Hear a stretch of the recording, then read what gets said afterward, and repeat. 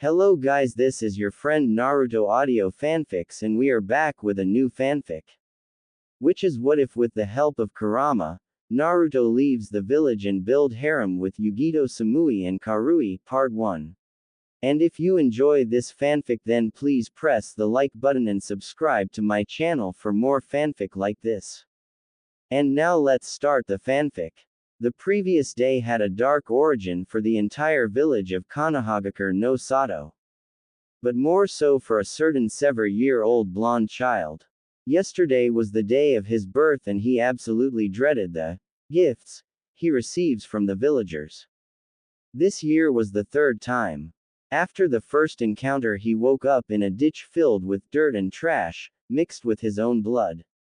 Last year, he woke up in a hospital bed with IVs in his arm.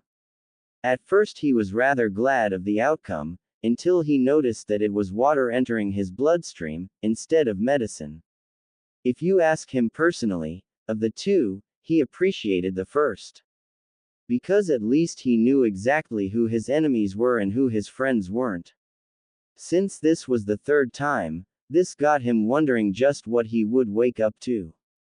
The problem was he wasn't waking at all.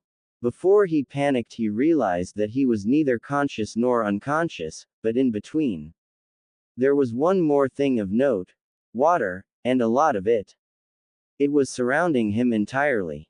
When he realized he was submerged in the liquid he jolted upright and out of the water. He went into a coughing fit and begun dry heaving, confusing him immensely. Moments later he stood to his feet and looked down. It was then that he noticed he seemed to be standing atop the water's surface. How the heck? The 7-year-old muttered in fearful surprise. He bent down and reached his hand into the water, only to immediately hit the ground. Now he really was starting to freak out, since he was submerged in the water not even a minute ago. He rose back to his full, short, height and checked his surroundings. He found himself in a large sewer with dozens of dull red pipes lining the walls. There was only one bright blue pipe stuck amongst the other pipes. The young blonde didn't know what to make out of it, so he continued to look around. It wasn't long before he noticed a dull red hue down the wet cavern. Obviously his young curious mind got the better of him and he took a step forward. That's when he started thinking about his condition. He checked his person and realized he didn't have a spot on him. He was back in his clean green shirt and black shorts. And even his sandals were back on his feet. Again, surprise filled his face. Because last he checked, his shirt had been ripped off and one of his shoes were lost somewhere in the marketplace. I don't know exactly where I am, but I'm just glad I'm not half, he said, resuming his short stride towards the red light at the end of the tunnel. Because of his harsh upbringing, courtesy of the villagers' severe treatment towards him, he had been forced to raise himself without proper guardianship. He was saved from losing his sanity thanks to the men and women residing in the red light district. They were the ones who taught him how to survive, not directly of course. He learned by watching. He learned how to pick pockets, without getting caught. It wasn't only pockets he learned to steal from. He's robbed stores for clothes and even swiped a few fruits from their stands. Doing it in broad daylight was near suicide, but he needed sustenance. Stealing after the sun went down was the best for the young blonde. He even learned how to widen his senses, involuntarily because he got picked a few times himself. Still the patrons of the red light district were better parents than his ever were, if only he knew who they were. He had absolutely no problems with it. Though, deep down, he always wished to know who his parents were and where the hell they were. It was getting obvious the Hokage wasn't going to be speaking to him about it. There's nothing I can do to make the old man tell me, the young blonde murmured. That's what I've told you before. A powerful voice echoed off the walls all around him. Naruto's eyes quickly widened to the size of dinner plates and he whirled around, expecting someone to be standing behind him. He released a small sigh of relief when he found nobody behind him. Who's there? He asked with a small hint of fear in his voice. He began to back up, keeping his destination in mind. Check behind you again. The voice spoke again, prompting the young boy to quickly spin. He was fooled as the only thing behind was air. You liar, there's nothing behind me. Naruto yelled, his fear replaced with frustrated anger. How about now? The blonde heard again, only this time it was accompanied with a hand resting on his shoulder, which began sizzling for some reason. Terror flashed in the young cerulean eyes, before anger filled them again. He turned, swiping at the figure. Who the hell are you and why are you in here? Naruto questioned, sneering at the tall man, who only seemed to be looking at his smoking hand. Didn't you forget to ask, where am I? Little boy, the man asked with a chuckle, turning his gaze to the boy. You. Just answer my questions. Naruto seethed through his clenched teeth, not paying attention to the crimson eyes. I'm hurt. I can't believe you don't remember me. The man said, holding his chest, for dramatic reasons. The man was tall, looking about 6 feet, 3 inches. Short and wild red hair adorned his head, with a few bangs covering his red-slitted eyes. He wore a simple red tunic over a long-sleeved black shirt.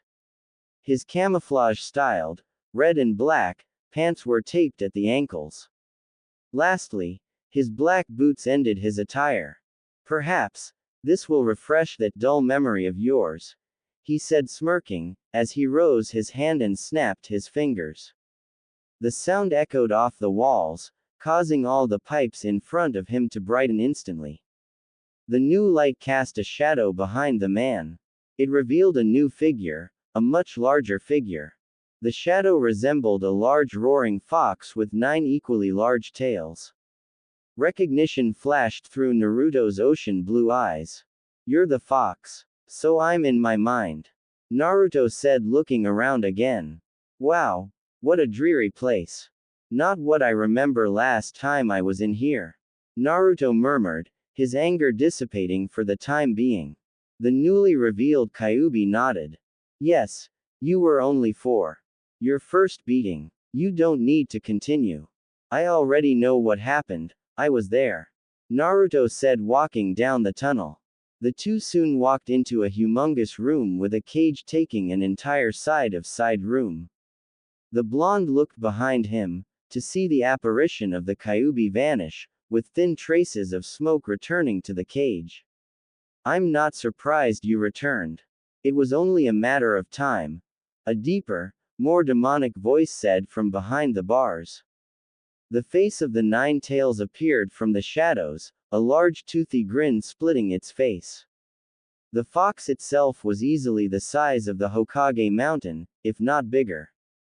The beast's tails were twice the length of its body, and thicker than its head. Each of the 9 tails swayed randomly behind the beast, their movements nearly hypnotizing. Naruto narrowed his 7-year-old eyes at the malicious kitsune. Why am I here? He simply asked. The question made the fox grin even larger, each of the fox's sharp fangs on display. The sight intimidated the blonde a bit, but he didn't let it show. Don't act like you don't already know, the fox said, letting his statement hang in the air for a while. After a while he growled in annoyance, don't you think it's time for somebody to finally stop being stubborn?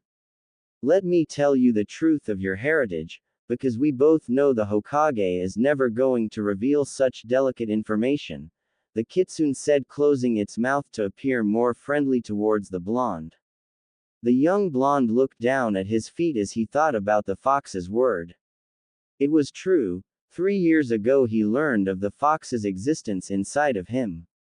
Naturally, it wasn't from the old man's mouth. After the first attack, he appeared in his mindscape and met the fox. Except the last time, his mind looked more like a forest filled with fruit and animals. The first words out of the fox's mouth was that he knew the secret the Hokage was keeping from him. At first the blonde was confused. Because why was there a giant fox in his mind, where he retreated into to escape from the pain his physical body was receiving? Fortunately, Naruto wasn't a dumb child. He quickly put things together and learned this fox was the same fox, responsible for destroying the village, 4 years prior. It was also responsible for cursing him with being the center of the hater in the village, despite his young age. He didn't want to trust the fox and swiftly declined its offer, wanting to give the old man a chance. Obviously, the old man had remained tight-lipped, even to this day. His only course of action was the fox, who, if he thought about it, has been with him his entire life. Voluntarily or not, it was there, providing him with medical assistance. Do you really know who my parents are, or are you lying to my face to gain more of my trust? Naruto questioned with narrowed eyes, his gaze now on the large kitsune.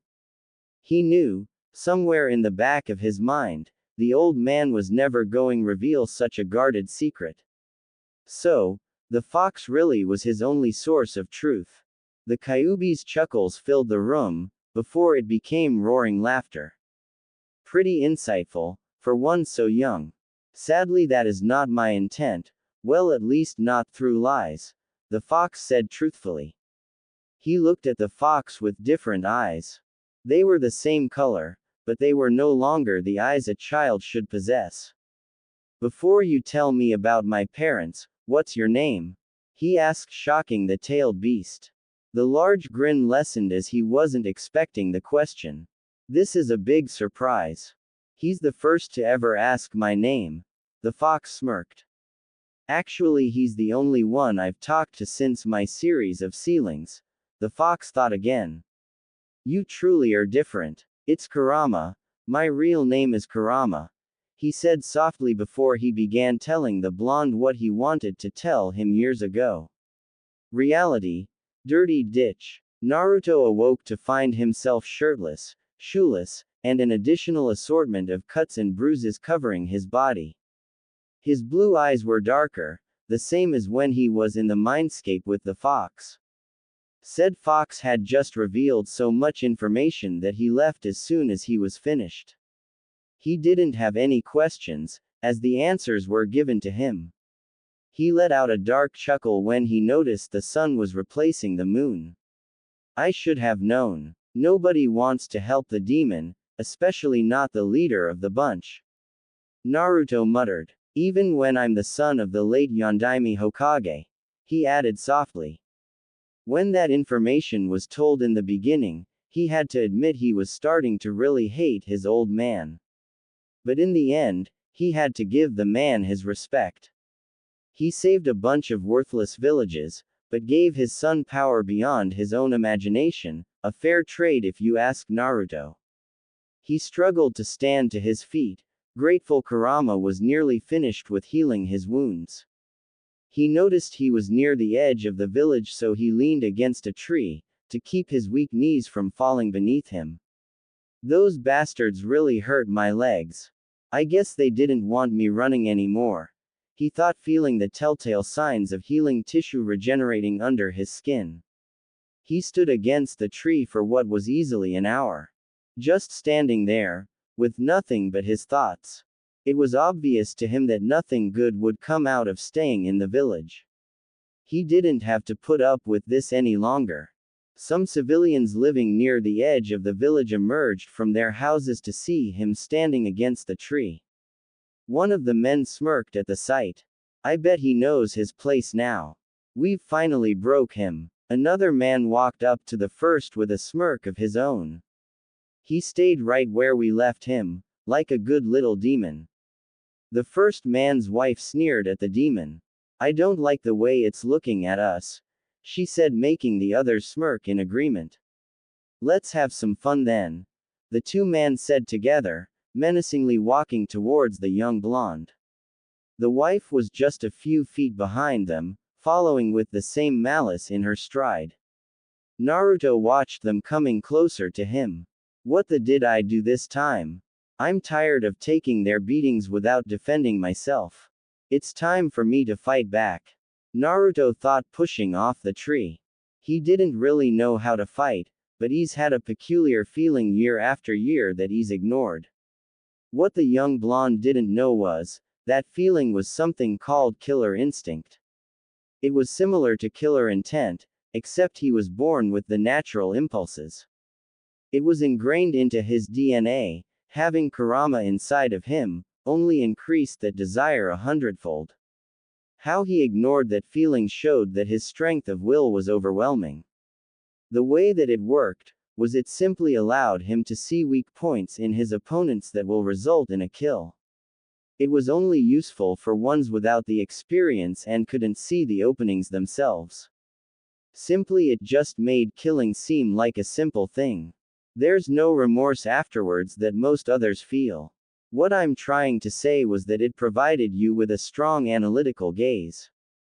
At that time the three approaching attackers were now 10 feet away from the blonde. Naruto chose that time to hold his head and hiss in pain. The three civilians recoiled in slight surprise. But that was a mistake on their part as Naruto smirked. He broke in a quick dash and jumped to punch one of the men in the crotch. He used the following surprise to kick the second man in the side of his left knee, knowing that from his slight limp that it was a weak point. He used all his might. The sound of a snap was music to his ears before he was forced to dodge a wild strike from the first man. While he was ducked, the blonde scooped a pile of dirt before throwing it in a wide arc, successfully blinding only two of them. He used the distraction to throw his clenched fist into the woman's stomach. She doubled over in time for him to uppercut her in the chin. He swiftly turned his body and delivered a swift kick to the neck of the man with the broken knee. Though he didn't have enough power to completely snap the man's fat neck, he did send him into unconsciousness. He then turned his attention to the man that he hit in the crotch. He rose to his feet and swung another punch at the blonde. Naruto easily dodged it, and the next one, and the final one, all the while the man was yelling his frustrations. Naruto narrowed his eyes and swiftly jabbed the man in the throat, having to jump slightly in the air. That forced the man to stifle his voice as he began coughing, taking a knee in the process. Naruto smirked as he used the knee as a leverage to jump a bit higher so he could knee the man in the nose, pushing the cartilage into the man's brain, effectively killing him. Naruto's eyes flashed back to blue as he gazed at the heap of bodies and the crowd of villagers that heard the man's yelling. His eyes widened before he turned tail and sprinted through the village, the crowd of villagers in pursuit. Ki. Naruto panted in exhaustion as he leaned against a tree for the second time that morning. You're welcome, Kit. Naruto heard in his mind. The blonde nearly screamed in surprise. Luckily he was too fatigued to perform the action. Kurama. Naruto asked breathlessly. What happened back there? Was that you? He asked after catching a small breath. It took a minute before Kurama answered. I'm sorry, Naruto. I would love to take credit for what just happened, but that was all you. You actually made me proud with your ferocity. Kurama said, instructing Naruto that he had to keep on the move. Aren't you glad I'm giving you enough chakra to keep your legs from snapping from under you? He asked with a chuckle. Naruto ignored the question and huffed for more air. The throb in his legs were becoming more apparent the longer he stood there. Now that he was outside the village, he was going to be hunted, as soon as the news got to the Hokage. You need to get going. It's about to rain and the sun is against you right now. Kurama said, urging the blonde to resume running. Hokage's office. Hiruzen stood to his feet, his eyes widened in shock and sorrow. His saddened surprise was quickly replaced with annoyance and anger. The blonde would always run and hide in the red light district after causing trouble.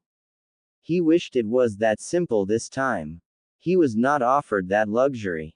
This time the boy actually killed someone and fled from the village.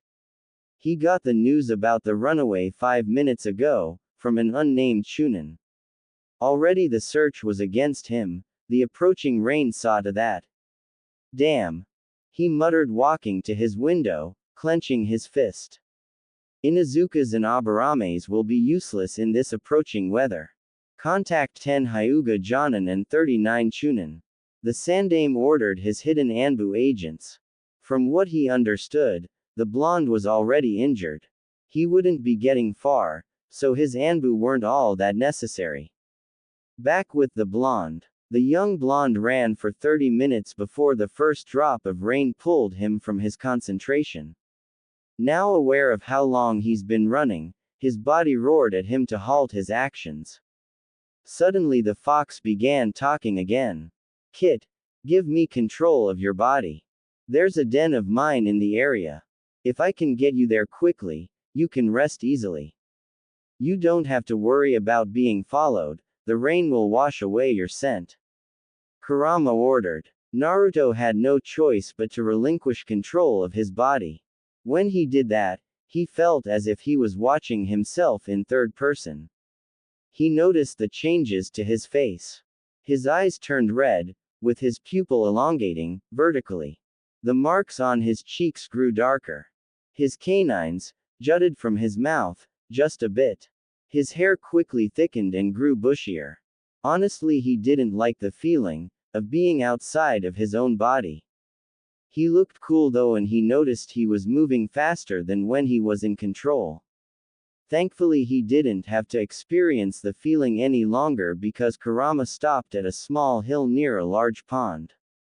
He did some hand seals and a seal array appeared and glowed hot red, before the earth was pulled apart in a makeshift door. Control was returned to him and he stepped through the door. He felt and heard it closing behind him. After the makeshift door closed, fire erupted in the room, illuminating the area. What was revealed was something that confused Naruto. It was just a big space with a large bay of hay in the middle. I don't even care, he said, dropping onto the unbelievably comfortable hate. He wasn't on it for even a minute before he was asleep. It wasn't long before he appeared back in his mindscape. This time he woke up directly in the large cage with Kurama. While your body sleeps, you'll be pulled in here to learn basic knowledge.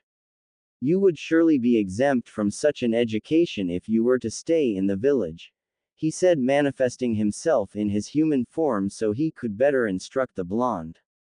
Naruto nodded, fully understanding the situation he was in. What about out there? What will I be learning? He questioned. Out there, your training will be more physical. We'll also work on your controlling your chakra, so you could learn ninja techniques. You're going to need a lot of chakra control training, because with me in here, it's going to be a nightmare, he said with a deep chuckle. Naruto didn't know enough about chakra control to see the humor in that statement. So you're going to be teaching me techniques. I remember spying on some ninja and saw them do awesome things. Will I be able to do the same things? He yelled, showing his excitement as he bounced on balls of his feet. Kurama let out another laugh. When I'm done with you, you'll be able to do that and then some. Right now we should focus on what you need the most knowledge in right now, survival, the kitsune said as he began telling Naruto what he needed to do in order to survive. Living on his own, outside of the village, was better than he thought it would be. The past 3 years has been the busiest 3 years in all of his decade of life. Kurama put him through all of his knowledge of survival and living off the fat of the land. He learned how to erase the scent from his body, to the point where he blended in with the environment. The fox taught him how to cover his tracks and, if need be, led somebody in the opposite direction. The most enjoyable of his survival lessons was the hunting portions. He lost count of how many boars, rabbits and deers he's killed. That went on for the past 3 years, with the addition of learning various shinobi techniques of everything but medical techniques. That was Kurama's job. He's also obtained a new attire. His old one lived out its life. Now he was wearing a black shirt under a white vest, that was currently unzipped. He also wore long black and white, camouflage pants with white tape around his ankles. He didn't wear any shoes, opting to keep feet wrapped with the same white tape around his ankles, leaving only some of his toes free. It was the same for his wrists and hands, stopping at his first knuckle. His blonde hair was a little longer and less spikier, with a long bang flowing down the left side of his face in a spiky arch. Also, joining his whisker marks, was a long scar going through all the marks on his right cheek. For some reason, that scar didn't heal right, so that's why it remained, marring his face. Although he wasn't complaining, it made him look cool. Naruto grunted, looking down at the body he was dragging. This fat bastard is way too heavy. Naruto thought, grunting again. The guild should be around here somewhere. I'm starting to get tired of lugging this fat. Naruto muttered in anger. Kurama, after this we need to go over more fuinjutsu. The item seal array is different from a living organism seal array, the blonde mentally told the demon. I told you months ago, before you started doing this, learn more fuinjutsu. It's not my fault you put it off for later. The blonde immediately sensed Kurama was annoyed with him. Naruto rolled his eyes, still dragging the unconscious fat man. It's also not my fault they want this guy alive.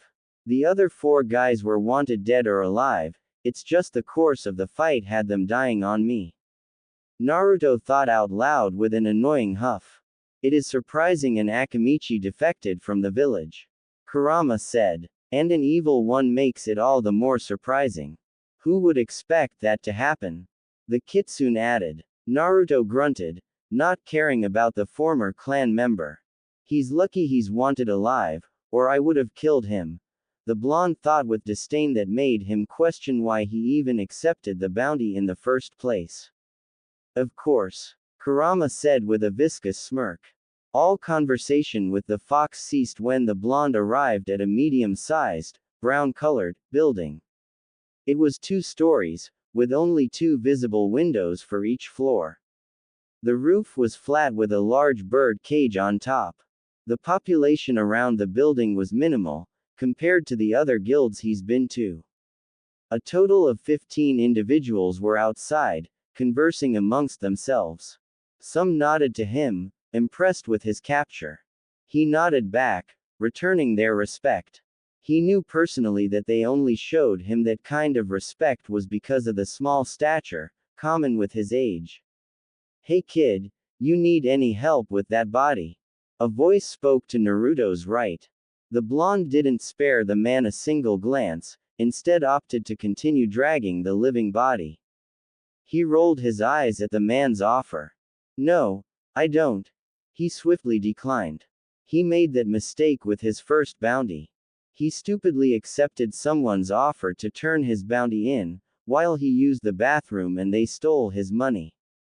He didn't panic though. He easily tracked the man down and beat the living tar out of him, before retrieving his money. After that he made his way in search of his next bounty, this Akamichi being his 4th. He shook his head to rid himself of walking down memory lane. He looked forward at the medium-sized building and dragged the body inside to see 10 more individuals enjoying alcoholic beverages. Ah, I was wondering when you would show up. Naruto heard from the clerk behind the counter. So you really did it. I'm impressed. The clerk was a man, seeming to be around his late 30s, maybe early 40s. His shaggy black hair was showing hints of gray, but that was most likely because of the many fights the other bounty hunters would get into on a regular basis. He was wearing a long-sleeved gray shirt, that was all that was seen as he was behind the counter. Naruto nodded, accepting the man's praise, as he dropped the head of the Akamichi down on the wooden ground. A groan was heard as Naruto went to shake the man's hand. So you did get my message? Naruto asked with a cheerful tone. Thank the heavens. Naruto added in relief. The clerk shook the small hand with surprising strength, and perhaps a little intimidation. Naruto smiled as he returned the shake with his own squeeze. This was common in the guilds. It was all about respect in the bounty hunter guilds, between the clerks and the hunters. Naruto couldn't stop the memories flooding his mind to when he shook hands with a female clerk down in Kase no Kuni. Wind Country. The blonde's eyes flashed amber to show that he was becoming irritated. The man quickly released the boy's hand, not in fear, but in amusement. Right so, let's seal Chomaru's chakra right up and tie him down. I'll contact Konoha and they'll send some guys to pick him up, he said as two large helpers came and struggled to carry the man to the back. Naruto nodded again, of course. Now according to the poster, my reward comes up to 20,000 ryo, the blonde said crossing his arms. 20,000 is only valid along with the poster, otherwise we keep 25%, the man said crossing his own arms. Naruto smirked as he reached into his vest. Oh, of course, he said removing the poster from the pocket inside his vest. The clerk nodded and went into the back to gather the blonde's money. Naruto studied the man, noticing the wall behind him was covered in seals. There looked to be a blood seal, along with a personal chakra seal. There was also half a dozen defensive seals that would protect against intruders. There was no doubt that the man was ex-shinobi, most likely from Kumo, since this is its home country. Minutes passed and he came back with the money. Naruto thanked the man and sealed the money into the seal on the other side of his vest. Meanwhile he walked to the board near the entrance exit for a new target to hunt. Like always, the board was divided by rank. Bounty hunters were strong in their own right, but they never went after B-rank bounties, like the Akamichi. There was a Chunin, but it was mostly his home clan that garnered the boost in rank, because he wasn't all that strong. They really only showed B ranks for the more daring hunters who wanted to gain more reputation, and other missing nins, who just needed money. Naruto's eyes browsed over each of the bounties, checking who was wanted dead and who was wanted alive. Some specifically said that they didn't care, as long as the person was brought in. 15,000 for she now. What a weird name, but meh. Naruto thought taking the C-rank bounty and studying it more intently. Obviously the man isn't going to be in Mizu no Kuni. Kurama started as Naruto left the building. You can try Hai no Kuni, at your own risk of course, he added after a moment. Naruto shook his head, looking at the various crimes. They were petty thefts, but the more he went down the list he could tell that it was getting annoying, until of course he stole something valuable. Let's see, he's wanted alive for punishment. But he's a Kurigakure Chunin, and they're busy with their civil war that they can't send their hunter nins after him. Naruto thought, as this was the first Kurigakure shinobi that he's had to hunt. What was his last location? Kurama asked as the blonde begun turning over the paper. Right here in Kaminari no Kuni, though this poster is months old, he might not be here anymore. It's going to take a while to track this guy down. Naruto thought with a sigh. It shouldn't be too hard, not many people have black hair. Kurama said, laughing loudly halfway through the sentence. Naruto audibly growled at the kitsune. You know what, Kurama, you're a real, Naruto thought before trailing off. Wait. He thought, feeling something different in the air. He widened his senses and tensed his muscles. He couldn't really sense anyone other than the other bounty hunters, but he could still tell that something was off. The eerie feeling was still in the air, he knew this feeling. It was the feeling of being hunted. Ah crap, not again. Ki. Naruto gasped as another kunai whizzed by his ear. Damn, these guys are persistent. He yelled as he continued to evade the men in white masks, at least he thought they were all men. There was a total of 4 of them. Judging by how long they were keeping up with him, the blonde had to gauge their abilities at High Chunin, at the very least. Evading them is easy for you, but you can't keep running from them. You're strong enough now, now use what I taught you and send them to hell. Kurama said with some impatience. This wasn't the first time. These people has tried to kill him many times these past 3 years. Every time though, Kurama was able to help him evade. It was only this past year that he was able to evade on his own. Well, when you're right, the blonde muttered before vanishing in the wind with a body flicker. The 4 masked pursuers couldn't stop their momentum and ended up in the middle of the clearing. They pressed their backs together, knowing that they were no longer in control of the hunt. They also knew it was going to be trouble if either of them broke formation. Now the blonde had a clear look at his attackers. They seemed to be wearing the same type of armor. Anbu styled obviously, but they didn't seem like the typical Konoha Anbu. He was right though, one of them was a female, judging by the slightly contrast in her armor's design. Who are you and why are you chasing me? Naruto asked from all around the clearing.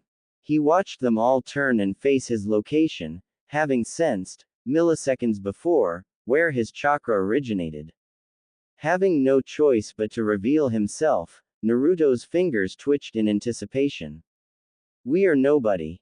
The presumed leader plainly said. The blonde stared at him blandly. Is he serious? He thought with a raised eyebrow.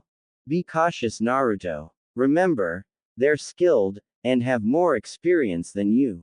They most likely have tricks up their sleeves too. Kurama warned his student. Of course, sensei. I won't let them survive this fight. Naruto thought, taking a stance. His left arm was extended and his hand was only inches from his face. His knees were spread slightly and bent, poised to spring into attack mode at any moment. His body was slightly twisted, his left foot in front of him.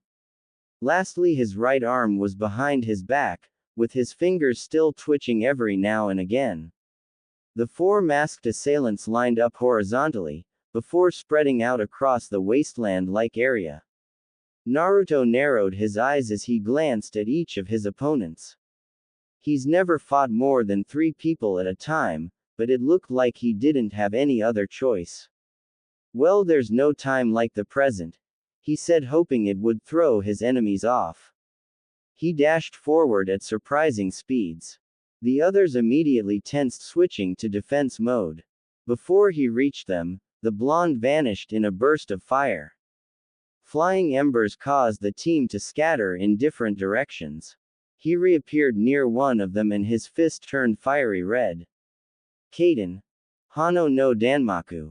Flame barrage, he muttered, landing scorching blows on the human punching bag. Red fire erupted around his fist and after the 10th consecutive punch landed he jumped back and watched the burned body fall to the floor. Naruto smirked and faced the other 3.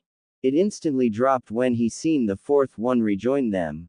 He didn't have to check the burned body to know it was a slightly melted boulder. Damn substitution. The blonde cursed himself for not expecting that. That was pretty good. You even managed to burn part of my armor. The man monotonously spoke just like the leader before. Now it's our turn to be on the offensive. The only woman of the group spoke with a lighter monotonous voice. Then they all rushed the blonde, save for the leader who simply watched from behind.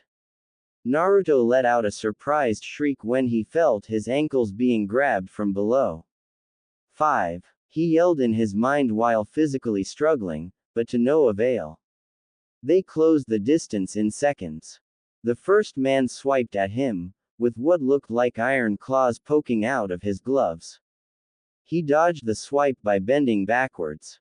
While bent backwards, he noticed a lone figure in the air dropping like a stone towards him. He growled when he felt each of his arms being wrapped by 2 separate pairs of arms. He could do nothing except notice the figure started spinning, creating a cyclone. The blonde took a few quick breaths to get his chakra flowing in the right way. Raiden. Denryoku Saji. Power surge, he yelled as an electrical current crackled to life around him. The sudden lightning weakened their hold on the blonde, which allowed him to freely substitute milliseconds before the impact. That was entirely too close. Naruto's voice pierced through the large cloud of dirt. Although that technique didn't require that many hand seals, he was thankful he was able to execute it the way he did. He was also thankful that he substituted away from the impending impact. Again, I have to give you praise. This time, for killing one of the element, one of the masked members said. It took a full minute for the cloud to clear to show only a single pile of twisted bones, blood covering the entirety of the mess. But the other 4 assailants weren't in sight. Elements. It must have been the Earth one.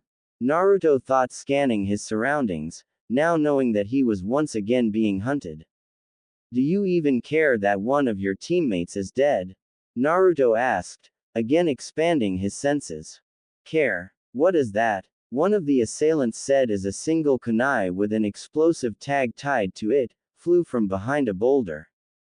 Suddenly it multiplied into dozens of kunai that filled the blonde's sight.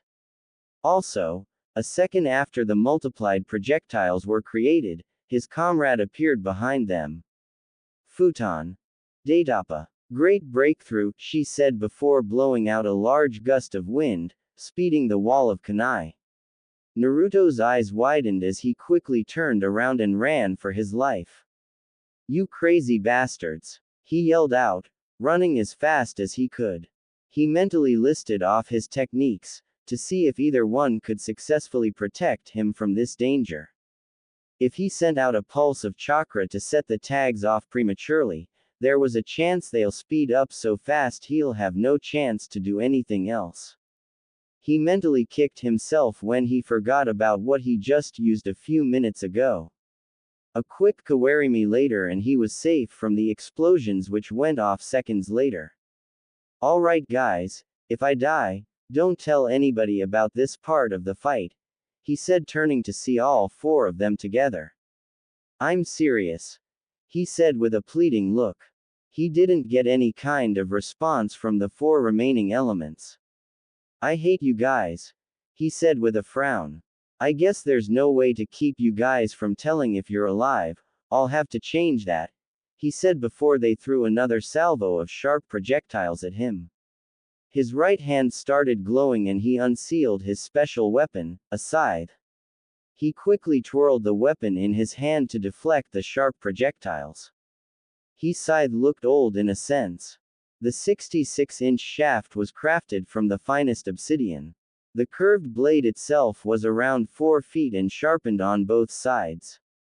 A thin black stripe was shown between the 2 silver edges on the blade. Naruto closed his eyes and took a deep breath. When he reopened them, his previous cerulean irises were replaced with amber-colored orbs. With the change, the air was filled with frigid malice. The changed blonde didn't say a word, except crack his neck, before he charged. Ki. A figure stood 100 meters away from the fight, watching with an impressed eye. This is quite the sight. Little Blondie sure knows how to fight. He smiled at the soft rhyme before he took out a notepad and scribbled the line inside for later. The man was kind of tall with dark skin and a muscular build. His hair was very pale blonde, borderline white. The same went for his goatee. Around his head was his Kumo forehead protector held together by white cloth. He wore oval-shaped sunglasses, that just seemed to stick to his face, because nothing was holding them up. On his left cheek, he has a tattoo of a bull's horns, with the bottom one being the shorter of the 2. On his right shoulder was a large kanji for iron. He wore a long scarf around his neck.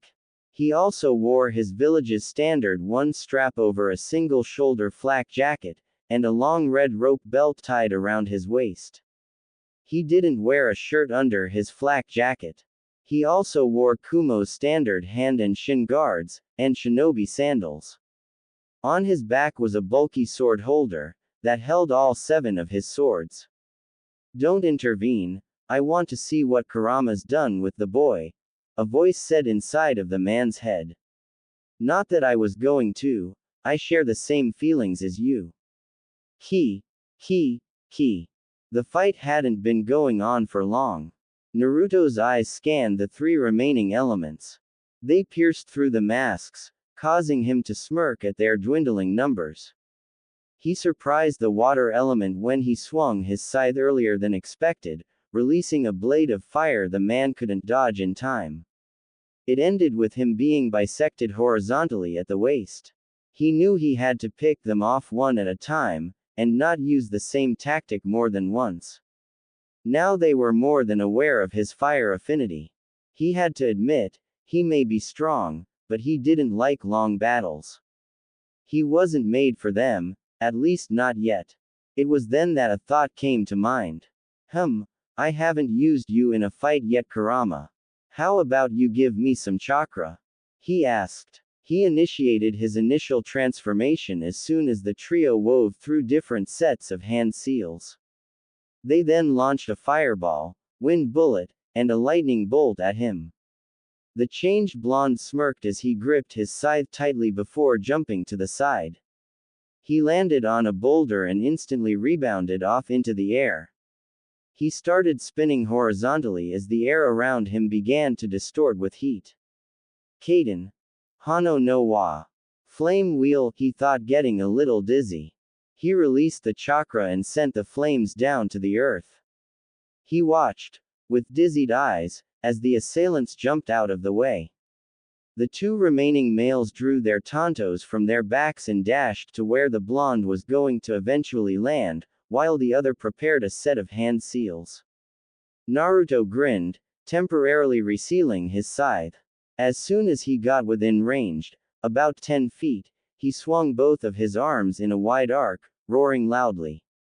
Bright blue flames erupted from thin air, surprising the two males as their bodies caught on fire. Unfortunately for them, their armor wasn't protective enough to withstand the extreme heat of the blue flames.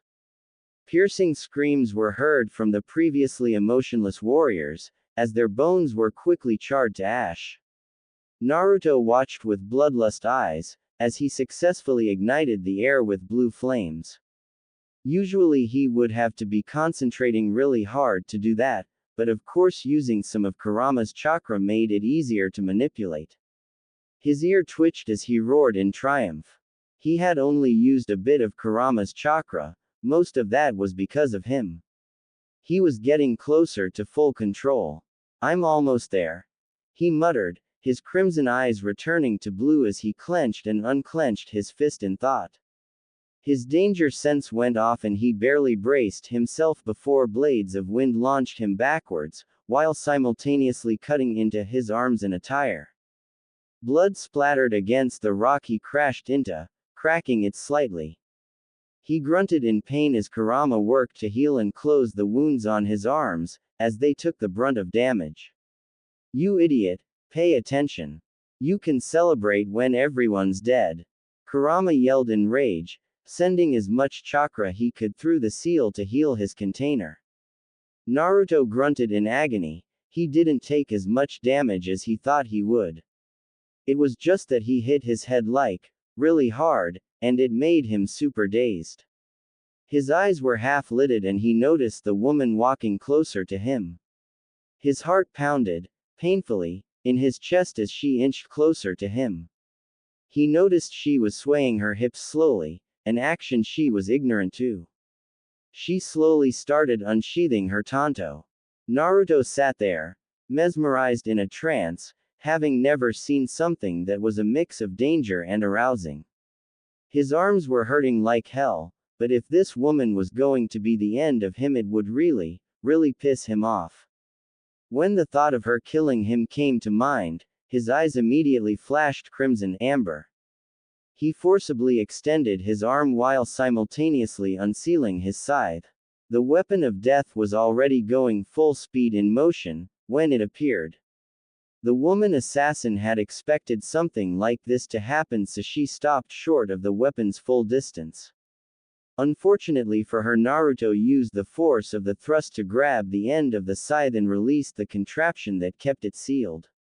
The shaft suddenly extended, via hidden chain system inside the shaft. She didn't calculate that and lost her head because of it, literally. The blonde released a breath he didn't know he was holding as he flashed a soft smile. I won. My head hurts, he said, slowly closing his eyes. He had to snap his eyes back open when he sensed another chakra signature appear a dozen meters in front of him. No rest. Another enemy. Naruto thought, pulling his scythe back. He slowly rose to his feet to glare at the newcomer. By now, both his arms and head were throbbing slightly. He charged, limply dragging his scythe behind him. His pupils elongated as Kurama fueled his body with his chakra to withstand the slight pain it was feeling. The man held up his hands in a surrendering position. Whoa, chill yo.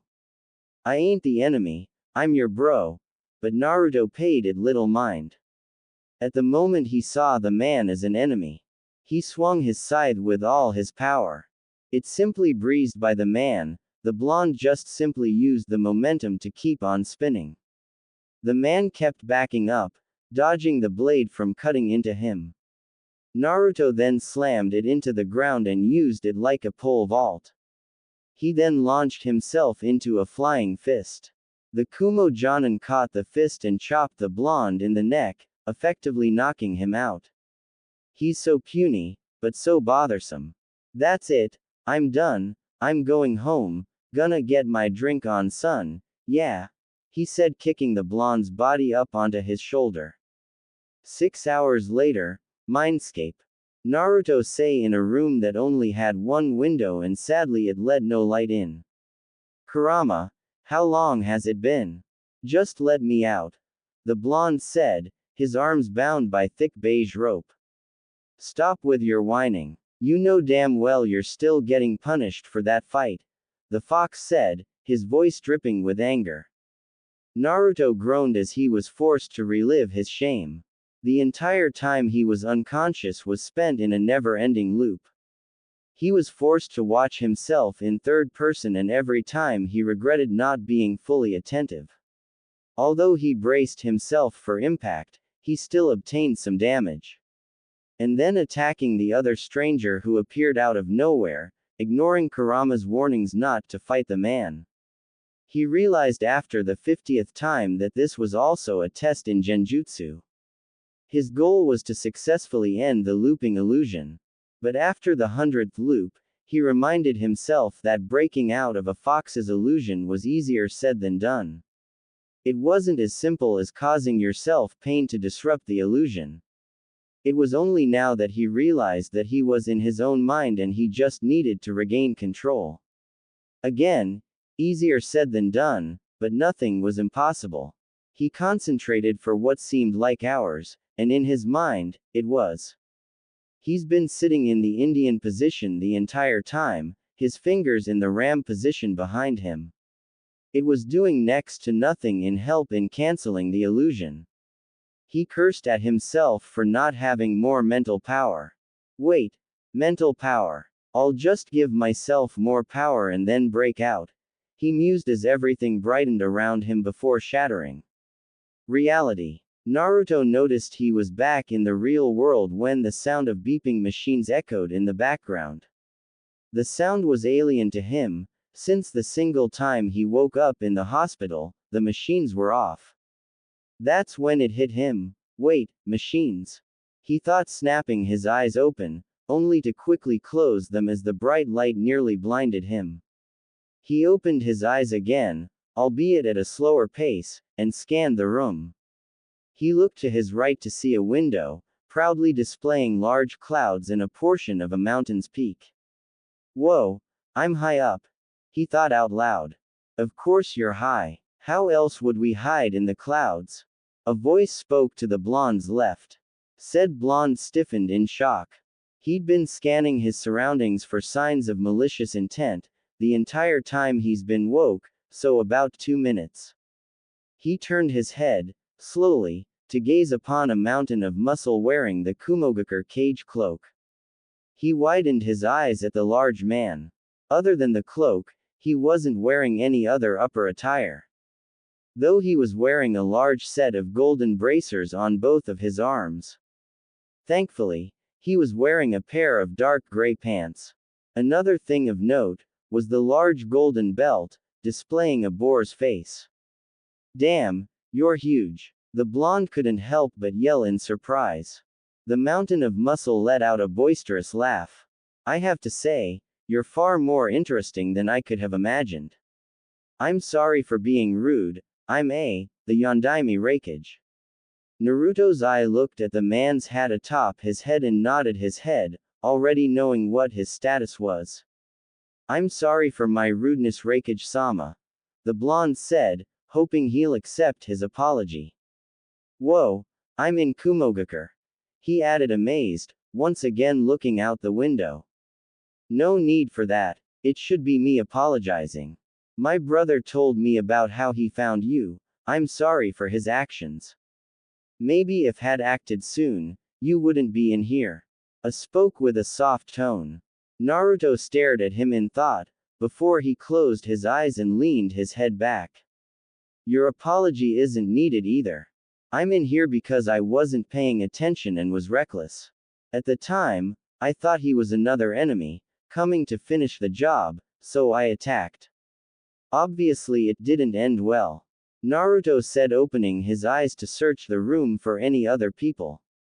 He wasn't disappointed to find that room empty, save for the two of them and a few machines.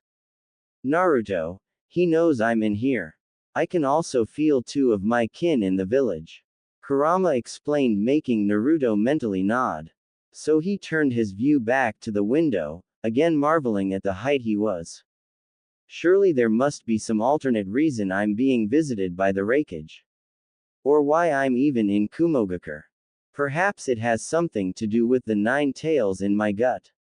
Naruto said, looking straight at the man, only to see him smiling wide. Of course, but I have a question. With the knowledge that Konoha was in possession of the Kyuubi, it vexes me to see you outside of its walls.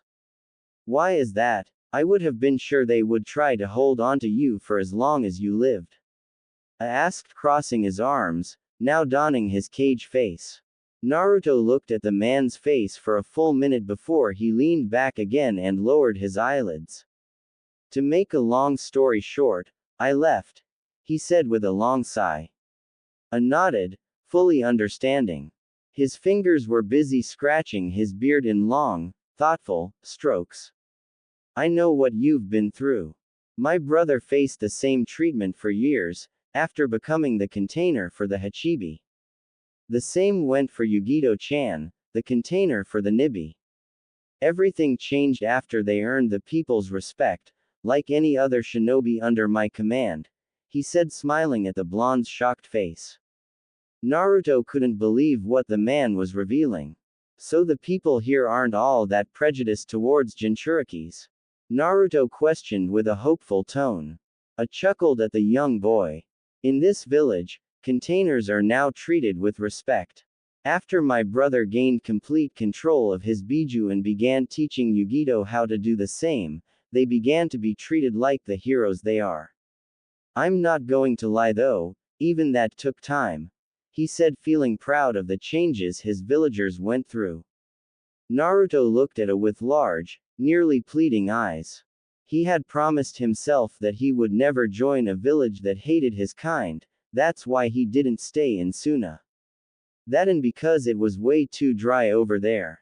I never thought containers were capable of being loved by anyone, he said, again thinking of his and the Aikibi's situation. Perhaps, if you were to stay here, you can experience the love within these walls. It's either that or go back to being a run-of-the-mill bounty hunter. Sure, you can scrape by with the bounties you've collected so far, but sooner or later, Konoha will find you again, and this time, they will kill you. I spoke with rough authority. Nato gulped, suddenly feeling nervous. How did he know he was a bounty hunter? Did he have spies watching him? Kit, he must have found the poster in your vest. Calm down. Kurama calmed the blonde with his words.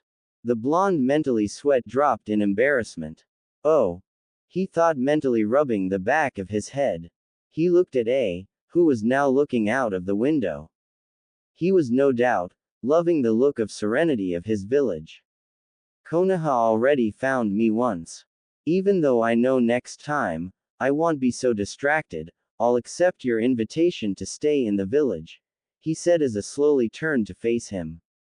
Before he could speak, Naruto cut him off, but on one condition. I chuckled, already having a feeling of where this was going. Of course I'll further your training. But that condition needs a condition of its own. The 10-year-old Uzumaki stared at the wreckage.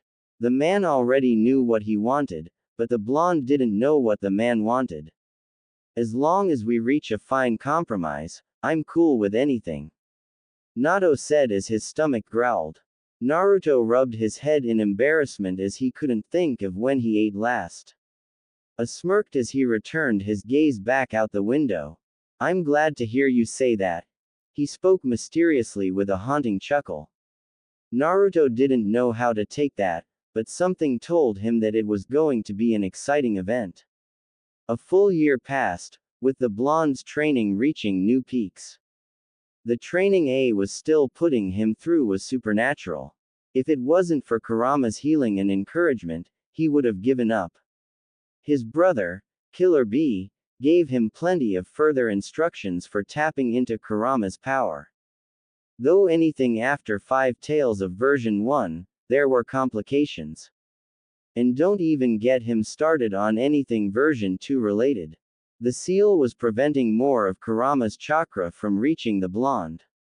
Said seal was obviously designed to unlock more of the chakra over time, unless it was manipulated with a key. They learned that through Kurama's explanation, having studied the seal of his entrapment for so long. Forging a key was nigh impossible. If Naruto wanted the power, he really had to rip the seal off the cage and take it. The blonde obviously wasn't going to do that. The two might be cooperative towards each other, but they weren't friends. It was more like a, you scratch my back, I'll scratch yours, type of deal.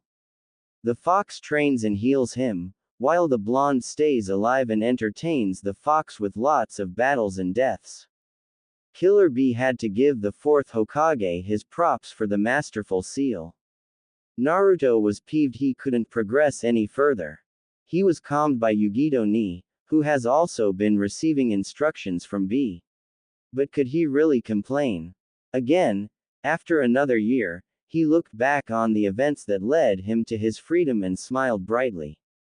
Though he was back under the grasps of another village, Kumo was a much better match for him than Konoha ever will be. Not only was he getting even stronger than he was, but now, he gained a small circle of friends. There was Killer B, Killer B's own students, who he found out were about 2 years older than him. They were already genin and it seemed they might be able to promote to the next rank any time they wanted.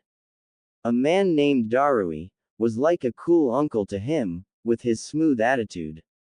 Lastly, Yugito, the Nibi container, became his closest friend and partner. She was a few years older than him, 4 to be exact, making her 15. They had met approximately 8 months prior to this date. It was around the time when the blonde started his training under Killer B. She was a fair-skinned individual, a rarity in the village hidden in the clouds. Her blonde hair was far longer than his and obviously straighter, thought it looked darker. Her attire was much like his, a plain black shirt under a light gray armor vest. Her arms were covered by light gray forearms guards along with light gray, fingerless, gloves. Light gray shin guards were over her black pants and black sandals covered her feet. Resting atop her head was her hunter mask, with Kumo's symbol along the forehead section. Truly the uniform of a hunter nin. A hat allowed him to retain his hunting position, between training. It must have been some of the fox's personality leaking through the seal, but he absolutely loved the hunt. Though the wreckage informed him that Kumo's hunter nins operated in pairs. He felt like he was already a genin of the village, which he technically was, though he didn't have a true Jonin sensei and a set group of comrades. A partner was greatly appreciated, the blonde boy couldn't have asked for anything else. The armor was also appreciated as well, his matching the other blondes. Yugito was truly an amazing teenaged female.